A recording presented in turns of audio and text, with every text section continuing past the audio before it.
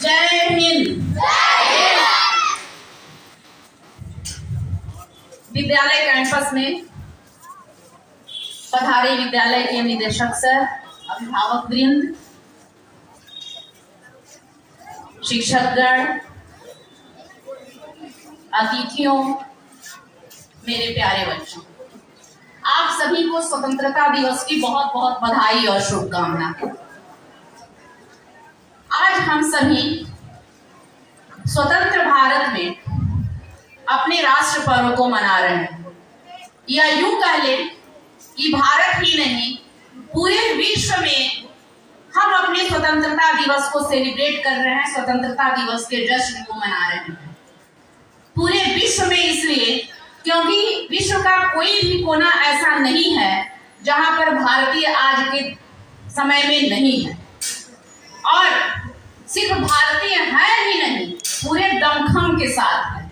सुनकर ताज्जुब होता है ना, आज से 200 साल पहले किसी ने नहीं सोचा था कि भारत की जन्मभूमि पे पैदा हुआ एक बालक, एक लड़का, एक आदमी जिसका नाम ऋषि सुनक होगा, वो ब्रिटेन में राज्य करेगा। क्या हमने ऐसा सोचा था? इसी ब्रिटेन में जन्मे पले बढ़े लोगों ने कहा था कि भारत सिर्फ सपेरों का देश है और उन्हें शासन करना नहीं आता। ये भूल गए थे कि यहाँ पर पृथ्वीराज चौहान और उनसे भी बड़े बड़े राणा सांगा और उनसे भी बड़े बड़े राणा प्रताप और वीर बांकुड़ा कुंवर सिंह जैसे भी लोग यहाँ पर हैं। वे नहीं जानते कि ऐसे लोग यहाँ पर हैं कि पृथ्वीराज चौहान की अगर बात कर लें तो उनके समय के लेखक चंद्रवरदाई ने लिखा है, 7 बांस 24 गज अंगुल अष्ट प्रमाण, ता ऊपर चौहान है, ता ऊपर सुल्तान है, ता ऊपर सुल्तान है, मत चूको चौहान। इसका मतलब ये है कि हमारे यहाँ इस तरह की परंपराएं थी कि ध्वनि के अगर हम बोल रहे हैं तो तीर चलाने वाले इस चीज का अनुभव कर जाते थे कि वह आदमी हमारे से कितनी दूरी पे खड़ा है। अगर किसी चीज की ध्वनि निकलती थी तो वह समझ जाते थे कि मुझे तीर किस दिशा में चलाना है। उसी को परिलक्षित करती है यह कविता कि 8 बांस की दूरी थी, 8 बांस 24 गज अंगुल अष्ट प्रमाण, और 8 उंगलियों की दूरी थी। और उन्होंने बता दिया कि चौहान आप वहीं पर तीर मारो जहां वो उतनी ही दूरी पे सुल्तान खड़ा है। तो आप समझ सकते हैं कैसे कह सकता है कोई सपेरों का देश है, और समय बदलते देरी नहीं लगती। आज ऋषि सुनक वहां खड़े हैं। अंग्रेज तो आए थे कटुता से, अंग्रेज तो आए थे छल कपट करके। उन्होंने फूट डालो और शासन करो की नीति अपनाई थी। सबसे पहले जब उन्होंने भारत में पदार्पण किया तो उनका उद्देश्य था व्यापार करना, न कि शासन करना।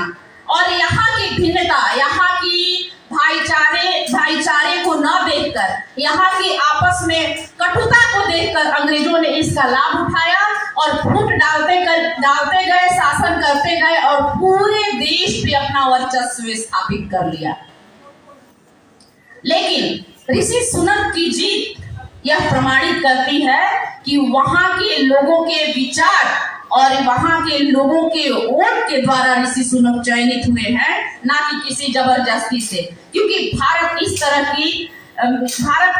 के विचारों को संरक्षण नहीं देता, नहीं इस तरह के विचारों को अपनाता है। भारत हरदम सर्वजन हिताय और सर्वजन सुखाय की बात करता है। भारत हरदम वसुधा कुटुंबकम की बात करता है। आज चूंकि हम स्वतंत्रता दिवस मना रहे हैं, उन वीरों की कुर्बानियों को हम नहीं भूल सकते। अगर आप देखेंगे शहीदों की श्रेणी में तो 17 से 23-24 साल की उम्र के ही जवान रहे होंगे, जिन्होंने हंसते हंसते फांसी के फंदों को चूम लिया था और देश की खातिर अपना सर्वस्व निछावर किया। आप भी युवा अवस्था की ओर बढ़ रहे हैं। मैं चाहूंगी कि आप भी अपनी ऊर्जा को संरक्षित कर अपने देश प्रेम, अपने कार्यों को, अपने लक्ष्यों के प्रति उसको साधे और अपने लक्ष्य को प्राप्त करे, ना कि आप विध्वंसक प्रवृत्तियों की तरफ ध्यान दें।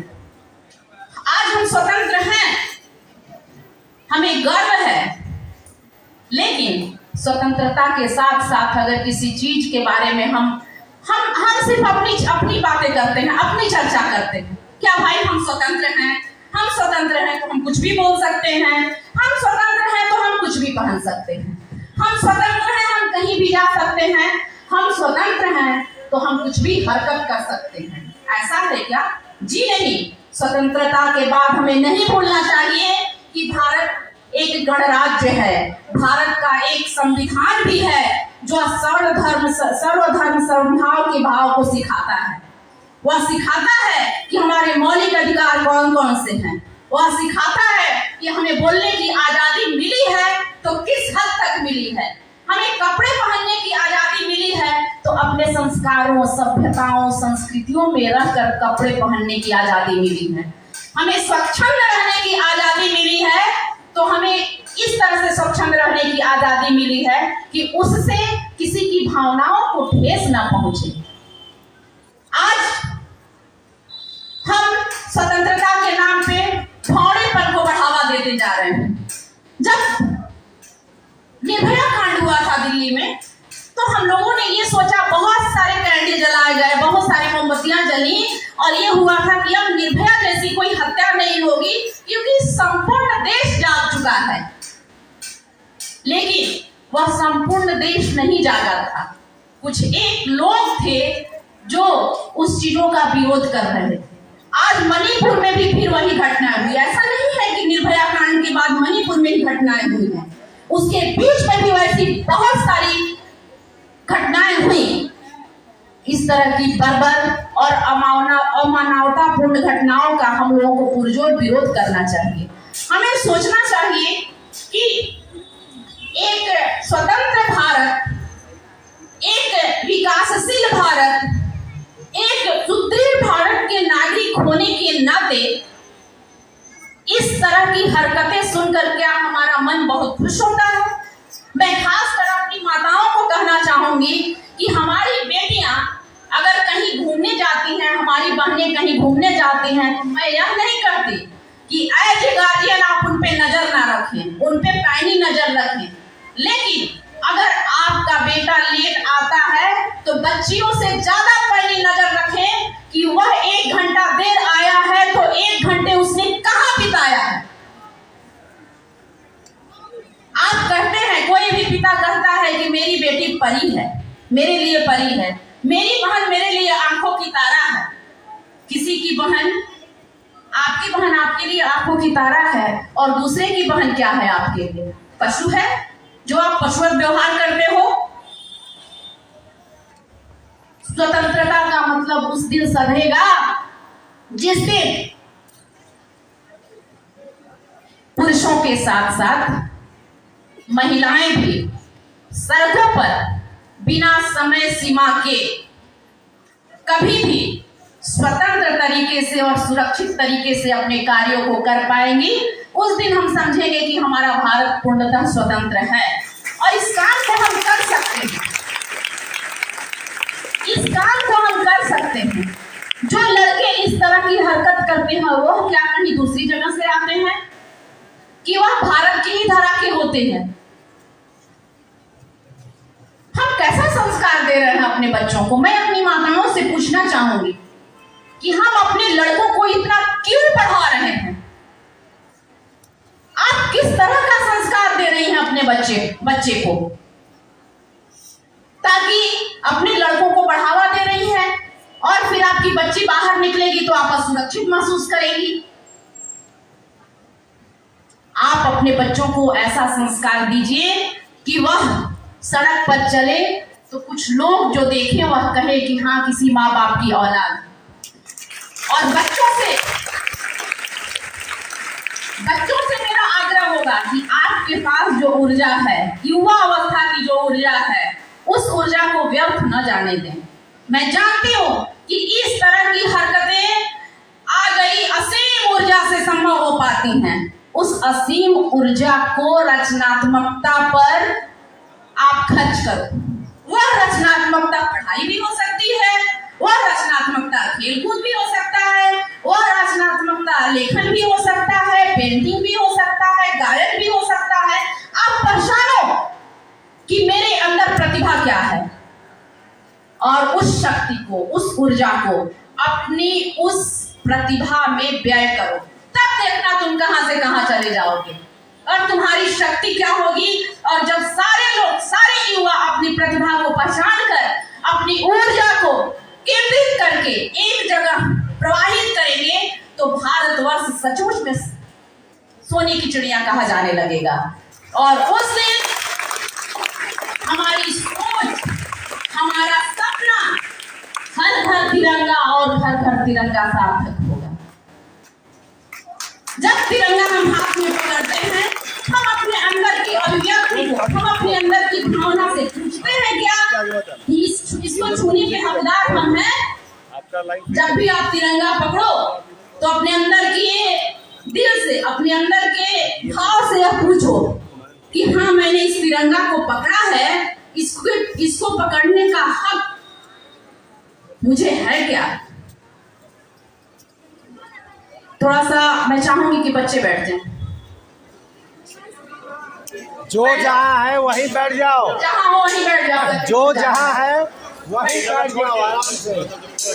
आवाज नहीं आनी चाहिए। अनुशासन का परिचय दीजिए। आप जहाँ हैं वहीं बैठ जाइए।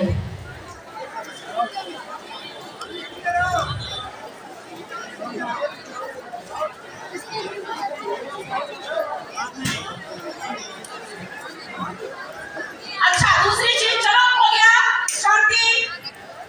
जो बच्चे कंफर्टेबल फील नहीं कर रहे हैं, उन्हें लग रहा है असुविधा जैसा, वो हाथ खड़े करें, जाके क्लास में बैठ जाए। कोई है? वाह, कोई नहीं है। चलिए,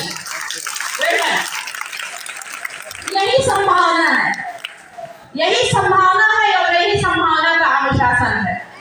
अभी की स्थितियों के बारे में मैं बहुत कुछ कहूंगी। थोड़ा समय अपने शहीदों के बारे में शब्दों से उन्हें अपना नमन करना चाहूंगी, एक श्रद्धांजलि देना चाहूंगी। अभी हम लोग ये जो पर्व मना रहे हैं, वो पर्व बहुत आसानी से हमें नहीं मिला है। करीब 250 साल की गुलामी के बाद और उस आजादी को पाने के लिए हमारे स्वतंत्रता सेनानियों ने अनेक कुर्बानियां दी, तब जाकर यह भी हमें देखने को मिला है और इसे हम यहाँ सेलिब्रेट कर रहे हैं और इसे बचाना आपके हाथ में है। बात हो आजादी की, बात हो आजादी के दीवानों की और कुंवर सिंह की बात ना हो, बात हो 1857 की क्रांति की और झांसी की रानी की बात ना हो, बात हो आजादी की और बाल गंगाधर तिलक की बात ना हो, जिन्होंने आजादी में अपना सर्वस्व न्यौछावर किया। बात हो आजादी की और लाला लाजपत राय की बात ना हो तो आजादी की बात हो ही नहीं सकती, जिन्होंने कहा था कि हमारे शरीर पर पड़ी एक एक लाठियां ब्रिटिश साम्राज्य के लिए कील साबित होंगी। और कील साबित हुआ, वहीं से ब्रिटिश साम्राज्य की उल्टी गिनती शुरू हो गई और अंग्रेजों को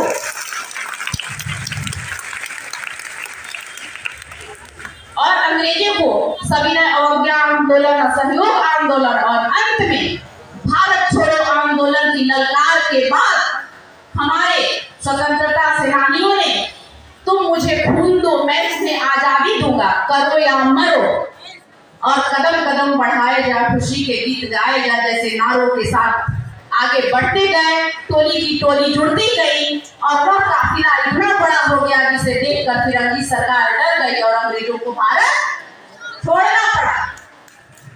आज में धूप बहुत ज्यादा है, मैं खुद भी बोलने में कंफर्टेबल महसूस नहीं कर रही हूँ क्योंकि मैं देख रही हूँ कि बच्चे थोड़ी परेशानी में हैं। शहीदों को मैं 2 लाइन की पंक्तियां अपनी श्रद्धांजलि स्वरूप देना चाहूंगी। क्योंकि बच्चे कष्ट में हैं तो शब्द मेरे से निकल नहीं पा रहे हैं और उसके साथ मैं जाना चाहूंगी। शहीदों की मजारों पे लगेंगे हर बरस मेले, वतन पे मरने वालों का यही बात लिखा हुआ है। मैं अपना हाथ जोड़कर उन तमाम शहीदों की शहादत को नमन करना चाहूंगी। बापू वीर कुंवर सिंह की धरती से वीर कुंवर सिंह की वंशज उन्हें शत शत नमन करती है, वंदन करती है, और उस मर्दानी को भी सत सत नमन करती है, वंदन करती है। तमाम शहीदों को नमन करती है, वंदन करती है। अंत में एक जोरदार नारा लगाइए, वंदे वंदे